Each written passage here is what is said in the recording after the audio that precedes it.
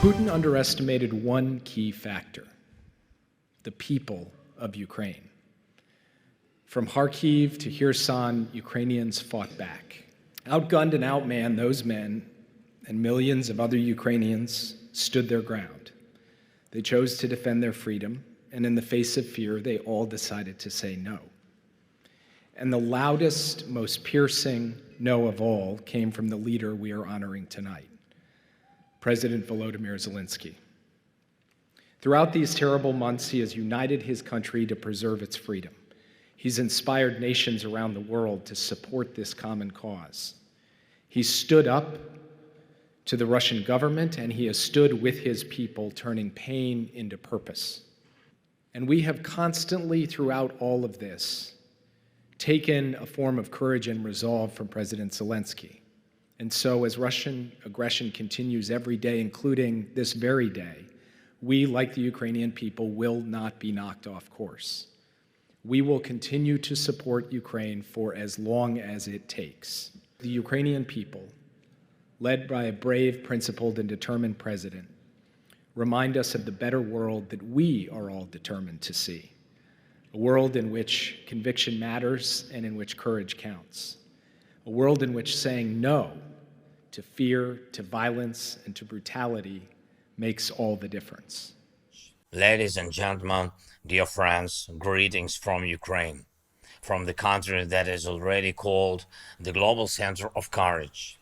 This year we reminded to the world that courage can do things that no one expects.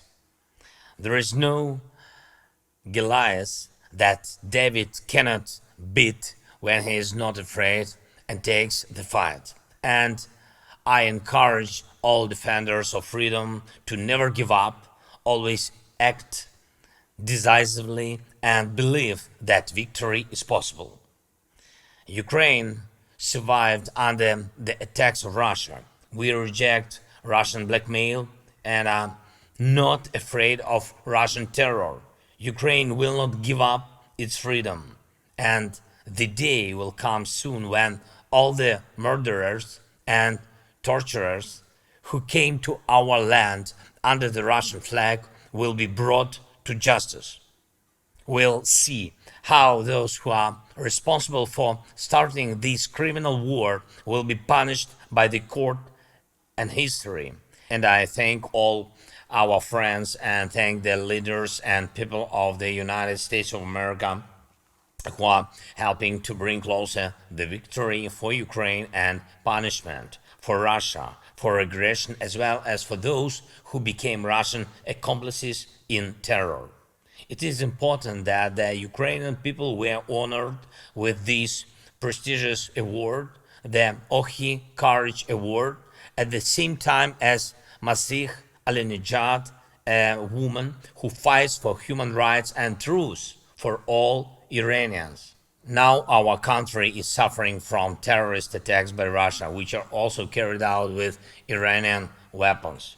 The Iranian regime has transferred drones to Russia to destroy our civilian infrastructure, everything that gives the vital basis for a normal life. Our power plants, transport, even residential buildings have become targets for murderous Iranian drones. Hundreds of them have already been used against us. And this clearly shows that when there is a threat to freedom, it is a threat to people everywhere, not only in the places where the human rights are destroyed and people are humiliated. When there is a lack of freedom somewhere, it undermines freedom for all humanity. So it is a danger for everyone, and that's why everyone's courage is needed. Courage, which is enough to stand up to terror and punish those who spread death and hatred, who threaten freedom and destroy peace. Please don't hesitate to say no when you see the cruelty of evil like Goliath. Don't give up. Always fight. Do not give up your rights and never betray the desire to live freely, and please help others who fight for freedom. Let victory be the reward for courage. Thank you for your support and for the award to Ukrainians. Slava Ukraini!